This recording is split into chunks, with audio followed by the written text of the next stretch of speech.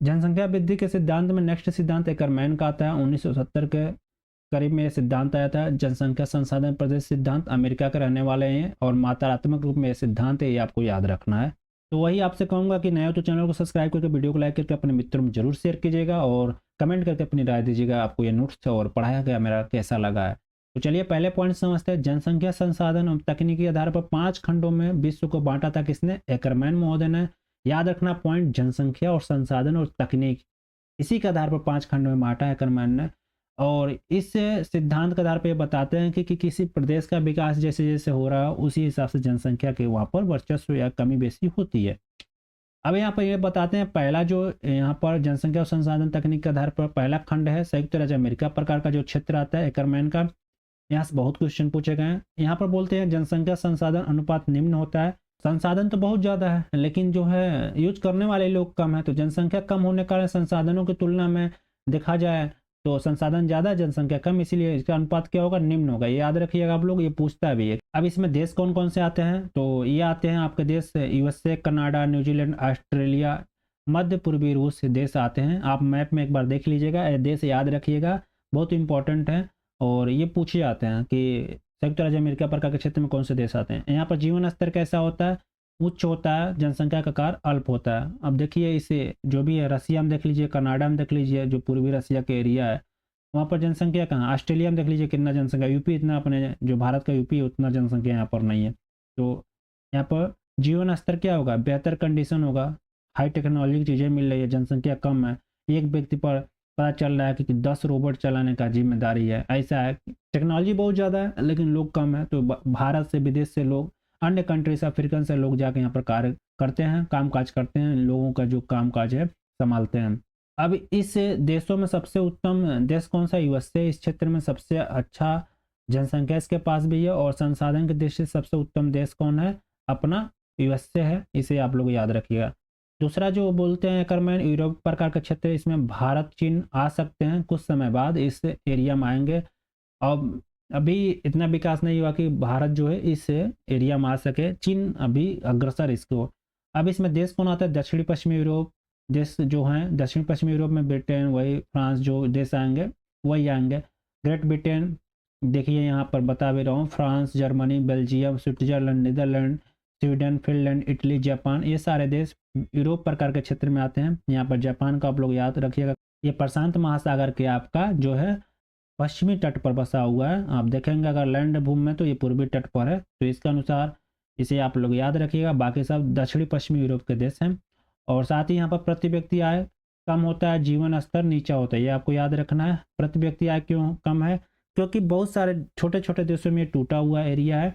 और जीवन स्तर नीचा इसीलिए है क्योंकि यहाँ पर किसी के पास उतने बड़े लैंड भूमि नहीं है जितने ज़्यादा ये पहले अवस्था में था, ये आपको याद रखना है। इसको भी एक्सप्लेन करता हूँ कि नेक्स्ट पॉइंट से, जनसंख्या संसाधन का अनुपात उच्च होने के कारण, जैसे जनसंख्या भी उच्च है वही बोला हूँ, और संसाधन बहुत कम है, लैंड भूमि भी बहुत कम है, लोगों के प्रति अगर डिस्टेंस देखा जाए वैसे की अपेक्षा तो बहुत कम है। इस कारण से यहाँ उच्च जीवन स्तर बनाए रखना बहुत चुनौती बन गया है, बहुत कठिन हो गया वर्तमान समय में देखा जाए तो। चलिए अब तीसरा जो एकरमैन क्षेत्र बताएं उसे जानते हैं। ब्राजीलियन प्रकार का क्षेत्र है और तकनीकी दृष्टि से बहुत पीछे है, क्षेत्रफल बहुत विशाल है। यहाँ पर आप देख पाएंगे, अब ब्राज़ील को देखेंगे तो बहुत बड़ा एरिया है। इसमें जो देश आते हैं वेनेजुएला, बोलिविया, भीतरी अर्जेंटीना और प्राग्वे, ये आपको याद रखना। और अगला पॉइंट इसका है जनसंख्या संसाधन अनुपात निम्न है, अर्थात ज्ञान साधनों की जो तुलना में जनसंख्या कम है, वही बोला हूँ क्षेत्रफल बहुत बड़ा है। इस हिसाब से यहाँ पर जो है पिछड़ा एरिया है और विकास ना हो पाया। चौथा जो आता है प्रकार का एकरमैन का क्षेत्र, मिस्र प्रकार का या चीन प्रकार का क्षेत्र कहा जाता है, याद रखिएगा। ये लोग, ये पूछा गया है टॉपिक भी, चीन प्रकार का क्षेत्र कौन होता है? मिस्र प्रकार का क्षेत्र होता है। ये तकनीकी दृष्टि से पिछड़ा है। अब देखिए चीन अभी विकासशील देश है, विकसित नहीं हुआ है, तो तकनीकी दृष्टि से बहुत पिछड़े एरिया है। जनसंख्या संसाधन अनुपात उच्च है, देखेंगे चीन में भी, भारत में भी बहुत ऊंच है। इसी अवस्था में भारत भी आएगा मिस्र प्रकार में ही या चीन प्रकार में ही। यहाँ पर जनसंख्या वृद्धि तीव्र होता है, अधिकांश जनसंख्या कृषि पर, जीवन पर निर्वाह करती है। चीन में भी, भारत में भी देखेंगे तो बहुत सारे लोग, सारे 75% भारत में कृषि ही लोग हैं, कार्य करते हैं।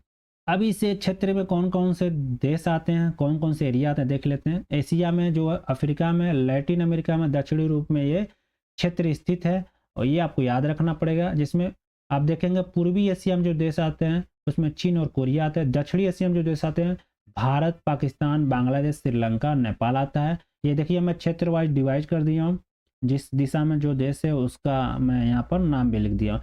दक्षिणी पश्चिमी जो एशिया में जो देश आते हैं अफगानिस्तान आते हैं, टर्की, लेबनान, साइप्रस आदि देश आते हैं। लैटिन अमेरिका में जो देश आते हैं पेरू आता है, कोलंबिया आता है, हैटी आता है, ग्वाटेमाला, एल सल्वाडोर आता है। और दक्षिणी यूरोप में जो सिस्लो आता है, यूनान आता है, युगोस्लाविया आता है, अल्बानिया आता है आदि देश आते हैं। अफ्रीका में देखा तो मिस्र, अल्जीरिया, मोरक्को, ट्यूनिसिया आता है। तो ये पूरे क्षेत्र हैं जो चीन या मिस्र प्रकार के क्षेत्र हैं।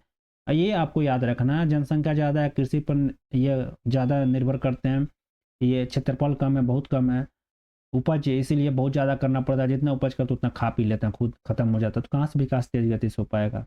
और यहाँ पर पांचवा जो स्टेट आता है आर्कटिक मरुस्थल तूल्य क्षेत्र। अब देखिए आर्कटिक क्षेत्र तो आप समझ ही पाएंगे, क्षेत्र बहुत बड़ा निर्जन भूमि है, क्योंकि यहाँ पर विकास ना के बराबर होगा। चलिए जान लेते हैं पॉइंट से। शीत मरुस्थल, उष्ण मरुस्थल शामिल होते हैं जितने भी आते हैं इस एरिया में। यहाँ पर तकनीकी दृष्टि से पिछड़ा क्षेत्र है। क्षेत्र में कच्चे माल के स्रोत, भविष्य में तकनीक के कारण वृद्धि की संभावना, जैसे सहारा मरुस्थल लीजिए, उष्ण मरुस्थल है। शीत मरुस्थल आप देख लीजिए, आप चले जाइए जो भी आर्कटिक क्षेत्र है वहाँ पर चले जाइए, उस क्षेत्र में आप तकनीक का प्रयोग करेंगे। अगर आपके पास हाई टेम्परेचर वाली मशीन है या सबसे लो टेम्परेचर वाली मशीनों पर कार्य करने की तकनीक आ जाएगी, तब यहाँ पर विकास कर पाएंगे इस एरिया में। तो शीत मरुस्थल, उष्ण मरुस्थल आपको याद रखना है। और साथ ही यहाँ पर बता देता हूँ कौन कौन मरुस्थल। अफ्रीका में सहारा, कलहारी, एशिया में अरब, थार, गोभी, तुर्किस्तान आदि ये मरुस्थल। दक्षिण अमेरिका में अटकामा, पेंटागोनिया मरुस्थल आते हैं। ये सारे उष्ण मरुस्थल है, ये आपको याद रखना है। और ग्रीनलैंड, अलास्का में और यूएसए में ये आता है। और साइबेरिया और गोभी मरुस्थल, ये सारे क्या है शीत मरुस्थल है, ये आपको याद रखना है।